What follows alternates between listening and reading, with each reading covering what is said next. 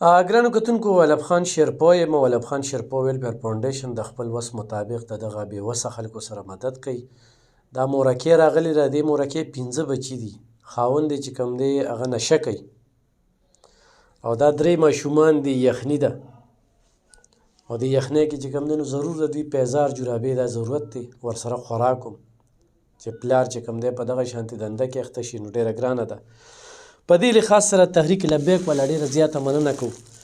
ګرانو کتونکو په دې کې یو خو کپړې وي او کپړو سره سره چې کوم دی په دې کې اوچه سودا وي، نو داسې قسمه خلکو ته میلاو شي دا ډېر زیات ضرورتمند دي او دا د مرزو علاقې سره تعلق ساتي. څو بچي دي؟ 5. دلته دې څویم ځل دی؟ دلته پیله ځل باندې راغلم. مخکې راغلی وي؟ مخکې 3-4 ځله راغلم، خو تاسو به نه وي هغه سیلابونو ورځو کې. ښه، کور هم خپل دی؟ کور هم خپل دی او کچه لکه اوس هم هغشتې دي. ګټه وټه هم څه ده؟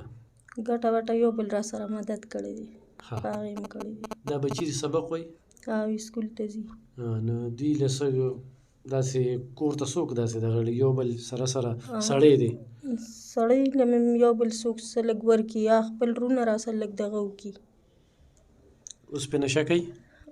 اوس لکه د غټه نشې نه اورېدلې دي، صرف چرس کې هو لکه کار نشي کولی.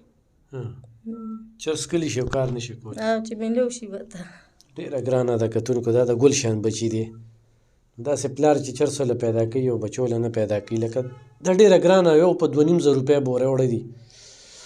او کله چې موږ د داسې ماشومانو خلکو ګورو بچي چې سکول ته ځي ځان څه پیسې وړي؟ ته وړي؟ ولې؟ پلار مو سکار نه وي، اوس مور سره نه وي او ګوډی ته هم نه وړې.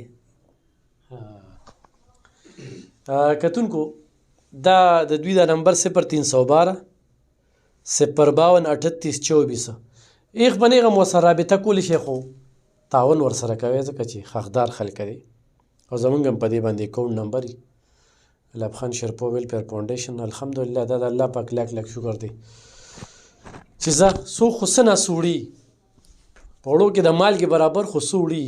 وي ګیلاس کې مې چالې اوبه ورکړې خو څه خو مې ورکړل که نه، و چې چا څه ورکړي هم ني هم لګیا وي نو لکه مرض دی، بیماري ده او الله پاک دې پوهه ورکړي. خو به هر حال په خپل چم ګاونډ کې د غریبانانو بېوسه بېکسه بېڅوکه خلکو خیال وساتئ.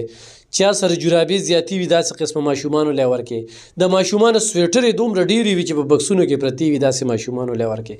څادرې وي داسې ماشومانو لی ورکړئ. ټوپیګانې وي داسې ماشومانو لی ورکړئ. چې مړه شو په جمعې ورپسې ویشو نو په ژوند یې ولې نه ویشو؟ دا ټیم دی، هر څه رانه پاتې دي. دې دنیا نه چې لاړ شو بیا به ډېر و چې یا الله دې دنیا ته هم پرېږده، د جومات هم نه خوځم او به د الله په لار کې به ورکړه کوم او صرف خدمت به کوم، خدمت کې الله میلاویږي. خو بیا خو مړي نه دي ژوندي شوي.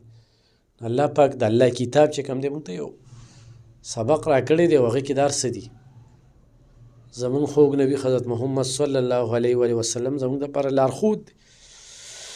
د زکات، صدقې، خیرات د دې په مختلفو ځایونو کې ذکرونه شوي دي.